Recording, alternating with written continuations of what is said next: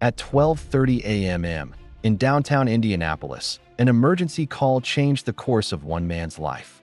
Former NFL quarterback and media analyst Mark Sanchez was found with stab wounds, then arrested in the very hospital where he was being treated. How could the victim also be the suspect? What really happened that night? Tonight, we unravel the hidden layers of a case already shrouded in mystery. Stay with me, because this story may change how you see every headline from now on. To understand this case, we need to step back. Mark Sanchez is no stranger to the spotlight.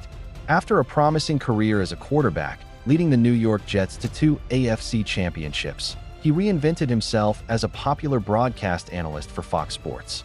On October 3, 2025, he was in Indianapolis to cover the Raiders versus Colts game. But that night, the lights of the stadium would blur into the flashing lights of police cars. According to initial reports, a confrontation occurred near Washington Street and Senate Avenue. That location is crucial. It's an area full of bars, hotels, and most importantly, cameras. In today's world, very little happens in the dark without a lens watching. Fox Sports quickly issued a statement confirming he was stable and under care, asking for privacy. But in the court of public opinion, headlines always travel faster than facts. So, let's break down the timeline. At 12:30 a.m., police are called to an altercation. They find 2 men involved. One has lacerations. The other, later confirmed as Sanchez, has been stabbed. Shortly after, Sanchez is transported to a hospital in stable condition. But then, within hours, officers place him under arrest inside the hospital. The charges are misdemeanors, battery with injury, unlawful entry, and public intoxication. This is where the story gets complicated. How can someone who was stabbed also be charged with battery? Investigators described it as an altercation between people who knew each other, not a random attack. That implies a history, a motive, details we don't have yet. The public's curiosity exploded, but we're only seeing the surface. The real questions are still locked behind sealed records. Now, we enter the legal battlefield. Misdemeanor battery with injury usually refers to non-life-threatening wounds, though being stabbed certainly makes that label feel strange. Unlawful entry suggests Sanchez may have entered someone's vehicle or property without permission, possibly triggering the conflict. And public intoxication?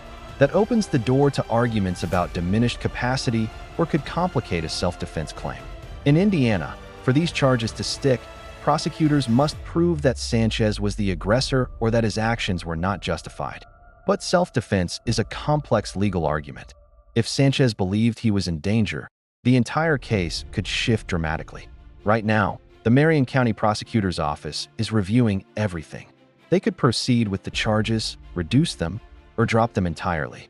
Until they decide, we're all just speculating. And critically, no body cam footage, surveillance video, or official witness statements have been released.